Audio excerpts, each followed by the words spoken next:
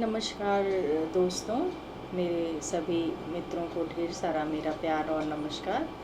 आज मैं आपके समक्ष मुहूर्त को लेकर एक विशेष बात करने वाली हूँ। जब भी कोई शुभ कार्य करना होता है तो व्यक्ति सोचता है कि किस मुहूर्त में करें, कब करें, कैसे करें। उसके लिए हम ज्योतिषी के पास जाते हैं, ब्राह्मण के पास जाते हैं, मुहूर्त पूछते हैं। चाहे मुंडन हो, छेदन हो, विवाह हो, यज्ञोपवीत हो, किसी भी संस्कार में जो षोडश संस्कार हैं हमारे, उसमें मुहूर्त की आवश्यकता पड़ती है।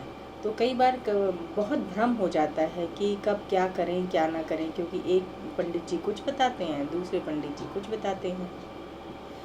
तो हम आज आपको बताएंगे कि वर्ष में 3.5 मुहूर्त ऐसे होते हैं जिसमें आप बिना पूछे, बिना किसी की सलाह लिए कोई भी शुभ कार्य बिना किसी बाधा के, बिना किसी संकोच के कर सकते हैं। वो 3.5 मुहूर्त कौन कौन से होते हैं, इनको हम आज आपको बताएंगे। तो सबसे पहला मुहूर्त जो होता है, जिसमें कुछ पूछने की आवश्यकता नहीं है। आप इन 3.5 मुहूर्तों में, मतलब 3 पूरा और 1 आधा मुहूर्त, 3.5 इसलिए बोला गया, ये वर्ष के मुहूर्त हैं जिनमें हम कोई भी कार्य बिना किसी से पूछे इन शुभ मुहूर्तों में कर सकते हैं। तो सबसे पहला जो मुहूर्त है वो है आपका सबसे पहले चैत्र शुक्ल प्रतिपदा। चैत्र शुक्ल प्रतिपदा मतलब नवरात्रि का जो सबसे पहला दिन होता है, चैत्र की नवरात्रि का जो पहला दिन होता है, वो बहुत शुभ मुहूर्त होता है। उसमें किसी भी कार्य को संपादित किया जा सकता है। दूसरा जो मुहूर्त होता है वो वैशाख शुक्ल तृतीया, जिसको कि अक्षय तृतीया के नाम से भी हम सभी भली भांति परिचित हैं। तो अक्षय तृतीया का जो मुहूर्त है, वैशाख शुक्ल तृतीया, ये भी बहुत शुभ मुहूर्त होता है। और इन 3.5 मुहूर्तों में से एक, इस दिन भी किसी भी कार्य को संपादित किया जा सकता है। चाहे आपको विवाह करना हो, गृह प्रवेश करना हो, अन्य प्रकार के और भी कोई कार्य हो, वो आप इस तिथि मुहूर्त में कर सकते हैं।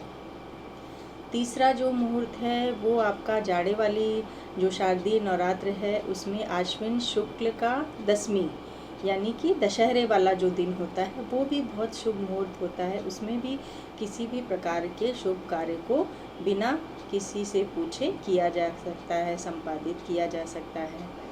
तो ये हुए 3। और चौथा जो है वो है कार्तिक शुक्ल प्रतिपदा। कार्तिक शुक्ल प्रतिपदा मतलब दिवाली के बाद का दूसरा दिन, दिवाली के जस्ट बाद वाला दिन, लेकिन वो आधा दिन, कार्तिक शुक्ल प्रतिपदा का वो आधा दिन भी किसी भी प्रकार के कार्य को करने के लिए बहुत अच्छा कहा गया है।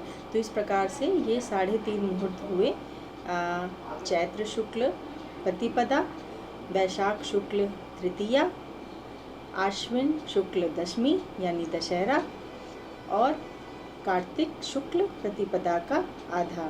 तो ये 4 जो 3.5 मुहूर्त हुए, 4 नहीं कहेंगे इनको, 3.5 मुहूर्त बहुत ही शुभ मुहूर्त हैं, जिनमें आप बिना पूछे किसी भी कार्य को कर सकते हैं।